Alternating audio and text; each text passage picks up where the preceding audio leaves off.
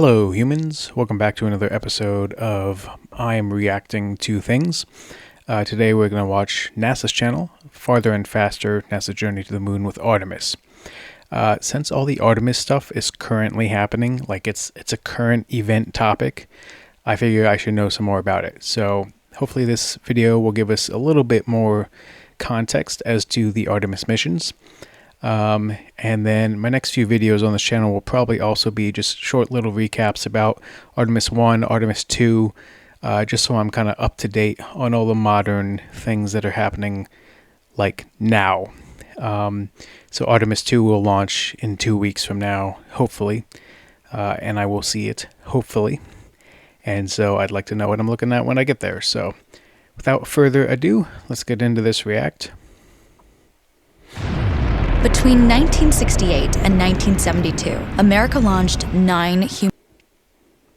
Okay. So, I just reacted to all the Apollo missions. That video should be up on my channel. And so it went through... It was a supernova video from his channel. And they went through all the different Apollo missions in general. So I guess... This is a nice recap that 9 of them sent humans to moon orbit, or I guess off-world, right? So, are those all the Saturn V? It looks like it, right? Those all look like Saturn V's to me. They all look like the same craft. That's really cool. Favorite rocket that I've seen in person so far. I have seen the Artemis 2 in person, but I haven't seen it do anything, so hopefully I get that chance. Anyways, let's continue. Human missions to the moon, 6 of which successfully touched down, allowing 12 men to walk on the lunar surface. NASA's next chapter of lunar exploration, called Artemis... Have we not had a female on the moon yet? I guess that makes sense. I know there's been plenty of female astronauts in space. I wonder when that's going to happen. Girls on the moon. We'll get there eventually, right? Has the task of not just going to the moon to create a long-term human presence on and around it, but also to prepare for ever more complex human missions to Mars. To Mars. Dude, so excited for Mars. I volunteered years ago. They had like an open raffle to volunteer to go to Mars, and I signed up. And I would sign up again in a heartbeat. If I had any amount of opportunity to go to Mars, I would go immediately. I would love to go to Mars. That would be such an epic thing to do. I was going to ask, is there a difference between the different colored spacesuits? Are they for different purposes? Because I know there's the white ones that I see a lot, but then there's also the orange ones that I see a lot. And then the other question related to that is like, is there a difference between the spacesuits and the compression suits? Is that what the colors indicate? Or are spacesuits inherently compression suits or vice versa? Or, you know, I should look up spacesuits. There's a lot of things you'll see that I need to look up when I make these videos. It's because I don't know a whole lot about this topic, which is why I'm watching all these videos. But spacesuits, we'll put it on the list. In short, everything we must be able to do here. Okay, wow. 140 million miles, a 6-month journey. Is that... What would it have been in the 60s? Like, I imagine our thrust capabilities have greatly improved. I don't know that. I mean, to be fair, we haven't really... My knowledge is that we were active in space in the 60s and 70s. Did we continue through the 80s, 90s, 2000s? I think there was a... When was the Challenger? I don't know when the Challenger was. I don't think it was that long ago, relatively. Wasn't there another spacecraft that had an issue or something in like the early 2000s? I don't know when NASA shut down. I remember going to NASA Kennedy Space Center as a kid. And when I went... They were talking about gearing down and not ever doing space again. And I think SpaceX is the one who changed all that for NASA and maybe most of the world. I'm not sure. Don't quote me on that. But I distinctly remember being sad and being like, man, the space era is over. That's all. We went to the moon and that was it, you know. So that's... I'm not sure when that changed or how that changed or why that changed. We can look into it. But it's, I guess the technology may have improved since the 60s, but it may not have if there was a large gap in technology. But I don't know how long that gap was. Must first do here. So, 3 days. What will an Artemis mission look like? 3 days. That's still longer than I would have thought, actually. I thought they would be up there in like 12 hours or something. Still takes 3 whole days to get to the moon. That changes a lot then. I literally thought it was like a one day there and back. Okay, interesting. Everything Sorry, is I'm getting designed cold. and tested with our most important element in mind, the astronauts. This is their deep space human race. Are they? Sorry, I'm pausing a crap ton, but are they sending 4 people this time? I know the Apollo missions were all 3 people.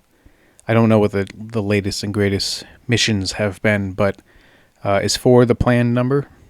Rated spacecraft called Orion, built in 3 parts. The crew module, where Oh, okay. I saw the Orion when I went to the Space Center a few months ago. That's cool. I didn't realize it was an active, in-use module. up to 4 astronauts will live and work throughout the flight. The service module, with life support systems for the crew and its own engine and fuel reserves. And a launch abort system, with engines capable of pulling the crew module to safety during launch should anything go wrong. To accomplish the task of launching our crew and heavy payloads, NASA is building the Space Launch System, comprising of a cargo hold, an exploration upper stage. Oh, Space Launch System. That's what SLS stands for. I've been wondering. People keep saying the SLS is going to launch. Oh, they're rolling out the SLS. And I'm like, I have no idea what that stands for. Space Launch System. Okay. And then what was the... so what did STS stand for? Because that was a shuttle, right? Was that the shuttle, the system? I don't know. I'm sure we'll figure it out at some point. A massive core stage, and 2 extended solid rocket boosters. Okay, let me rewind Altogether, that, stage just so I is can see it building all. the Space Launch System, comprising of a cargo hold, an exploration upper stage, a massive core stage, and 2 extended solid rocket boosters. Altogether, this is the world's most powerful rocket, and it exceeds the cool. legendary Saturn V of the Apollo era in numerous ways. So it's taller, but only by a foot. That's crazy. Really? Only by a foot? 363, 364. Yeah, it's only 1 foot taller than the Saturn V. That's kind of crazy, actually. It's both crazy that 1, it's not bigger, and 2, that the Saturn V was that big. Both are crazy. And then I know the I keep saying Tesla, man. I know it's not a Tesla. the SpaceX Super Heavy is like over 400 feet, right? But even so, I guess that's only like 40 feet taller than these guys. So that's interesting that it's, I would have almost expected them to grow exponentially bigger, but I guess the bigger they are, the more weight they are, the heavier they are, the more thrust it needs. I guess it's a domino effect of things. Bigger is better in some capacities, but you also need to keep it like within a budget of $1 billion. Is it that how much these things cost? I really don't know. So let me look. Greater than 40 tons. Okay. Thrust is 7.5 million pounds. Thrust is 8.8 million pounds. Okay, so a whole million pounds more. That's pretty impressive for something the same size. 10 engines on that one versus... Oh, that one's also 10. Huh. What is 244 and 541? I don't... Is that the different stages? Are they counting stages altogether? Oh, yeah, okay, that makes sense. Because then the 2 would be the 2 side boosters. And then 4 is probably the second stage. And then 4 is the next stage. Or, well, I see boosters underneath there. Does it have boosters on the side and underneath? Is that the 4? And I have no idea. Maybe they'll explain it. Stages 3 on the Saturn V, 2 plus SRBs on the SLS. What is SRB? Solid Rocket Boy. Solid Rocket Boy. That's what it is. Fuel type is kerosene. and solid fuel LH2 LOX. The Saturn V also says LH2 LOX. Is that the same type of fuel with different naming? But I don't know. Let's see if she explains it at all. She said there was a lot of advantages, but it looks like a lot of similarities to me right now. Sitting on the launch pad, the entire rocket, fully fueled, weighs just over 6 million pounds, 5.2 million of which is just the fuel. Jeez. Once ignited, there was no stopping what comes. Gas prices, am I right? I think I pay a lot.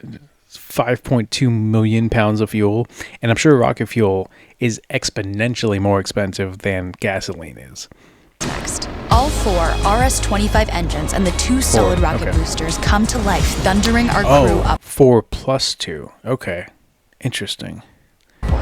2 minutes after ignition, the solid rocket boosters are spent.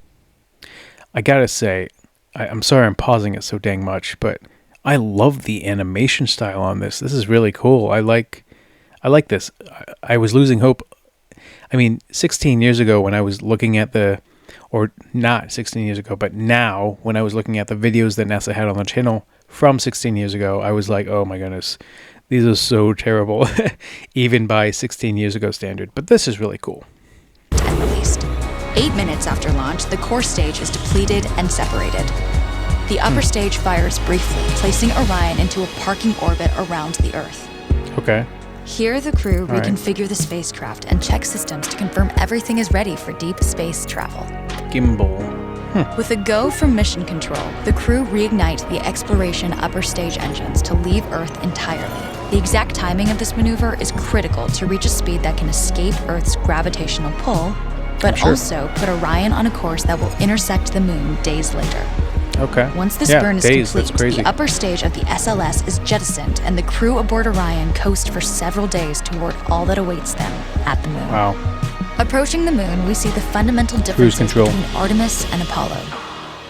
Instead of requiring Orion to serve as an expendable lunar command module or to carry a constrained lunar lander, the Artemis missions will take advantage of a different approach: pre-staging. Everything needed for lunar missions will be positioned in advance by commercial and international partners. Oh. Huh. I guess that's a way to do it. I hadn't even considered that. I guess that's... Is it cheaper, though?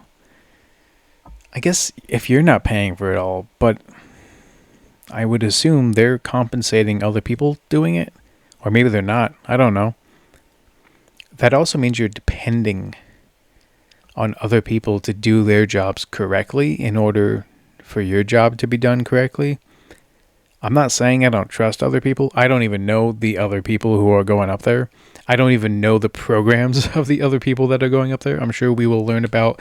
When I was looking up, when I started this channel, I was like, I'm going to follow all the space agencies. I'm going to subscribe to all of them. And I started going through and like researching which ones there were. And I thought, like, in my head before I started this channel, I was like, there's probably 10 max. And I've learned since then there's like 30, which is crazy. There's a lot of different space programs out there, and they're not all governments anymore either. Like, technically, NASA isn't government. Like, you know, it kind of is. Technically, it's not. We all know it kind of is. Technically, it's not. You know, but like SpaceX, not a government. There's one, Rocket Labs. Is that the one in New Zealand that I was looking at? They're not government. They're just privately funded. So it's, I mean, Virgin, I'm pretty sure is private. Virgin Galactic, and then Blue Origin. Blue Origin, I'm pretty sure isn't that Jeff Bezos? So that's private. But there's a lot of them out there. So I guess, I mean, space is really expensive in general. So I guess if you're going to trust anyone to do anything correctly, it's probably the people who are putting in billions of dollars to do it. But that's a really interesting way to go about that. I wonder who came up with that idea, or if it kind of just like came together collaboratively, you know. This includes rovers, science experiments, and human-rated systems on the surface. But it also includes a dedicated lunar station in orbit around the moon called Gateway. Here at this... Is a lunar station the same as a space station, or are they?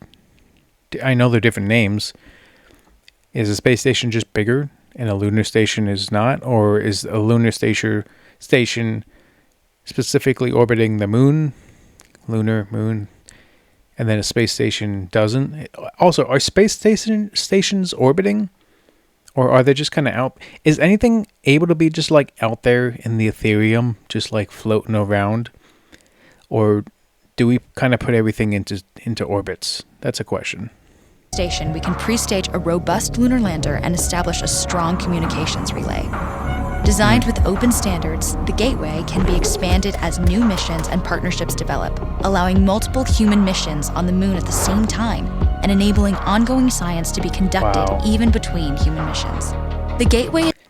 That's crazy to think about. Multiple human missions at the same time on the moon.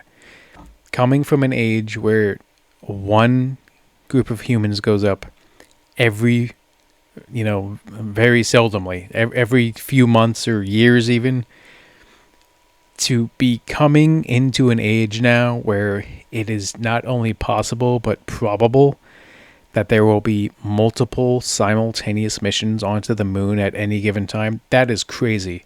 I'm so excited for the future in this area of space. I'm like beyond excited, and I want to be involved somehow.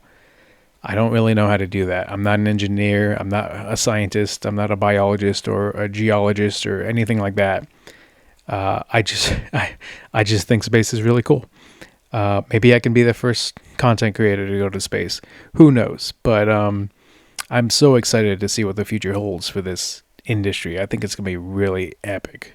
Is also capable of adjusting its orbit to allow access to every part of the moon, something the Apollo missions could not do. But the real key in this approach is placing Gateway in a unique halo orbit to perfect the maneuvers needed for Mars missions. And with the growing list of commercial... Are they going to launch from Mars, like to Mars from the moon? Is that why we're building up moon stuff all of a sudden? Is so that we can slingshot ourselves out to Mars from the moon? I guess that makes sense. I guess instead of just going from Earth to Mars, it might make more sense to go from Earth to moon to Mars. I don't know what the distance is. I would assume Mars is much further than the moon is. Like it would almost make sense. Like it would almost be a negligible amount to like go from the moon instead of from Earth. I would have thought Mars is so far away it wouldn't really matter if you were going from the moon or from Earth. You might as well just go from Earth. But I guess I could be wrong. Or maybe it just makes sense to pre-stage on the moon and then shoot out to Mars from there. I don't know. It's really interesting. I hadn't thought about that. We should look more into Mars stuff on this channel. I'm still trying to get my feet under me as far as just space in general. What are the updates? What's currently happening? What's currently going on? What's our current technology?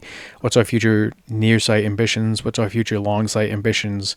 And what's our past? I don't know any of that. So once I get more footing, then we can start tackling other planets. For now, I'm going to mostly do moon stuff. Probably because that's the most relevant thing to what's currently happening in current events. But I'll try to stay on top of everything currently happening, plus be learning about stuff that's happened since the beginning of the program. So, commercial and international opportunities, Gateway is the ideal hub between Earth and all that lies beyond. Returning to our crew as they approach Gateway, the Orion must match the elliptical orbit of the station in order to successfully dock. Once on board, pre-selected crew members transfer to the lunar lander, while those assigned to Gateway remain on station. The lunar lander system itself is built for 3 unique steps: descending from the halo orbit of Gateway down to a low lunar orbit, descending from low lunar orbit to the surface, and once the lunar mission is complete, launching from the surface of the moon and ascending all the way back to the orbiting Gateway.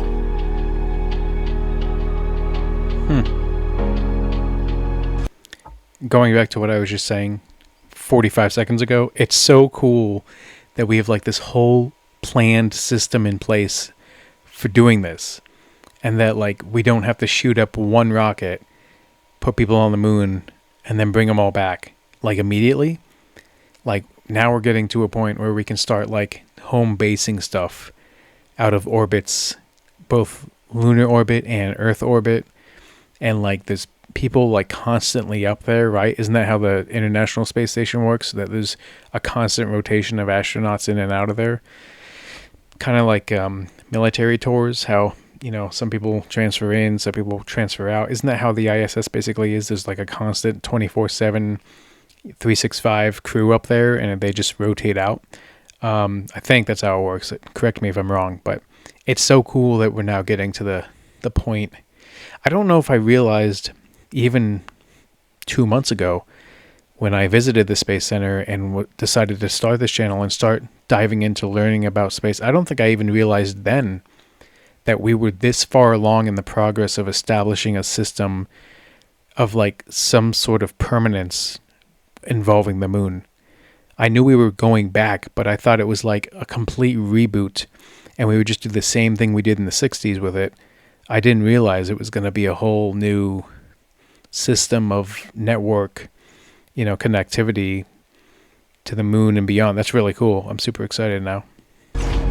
Once back aboard the Orion spacecraft and undocked from Gateway, the crew fire their engine once to break out of the halo orbit and once again to sling the spacecraft around the moon, placing it on a multi-day trajectory back towards Earth.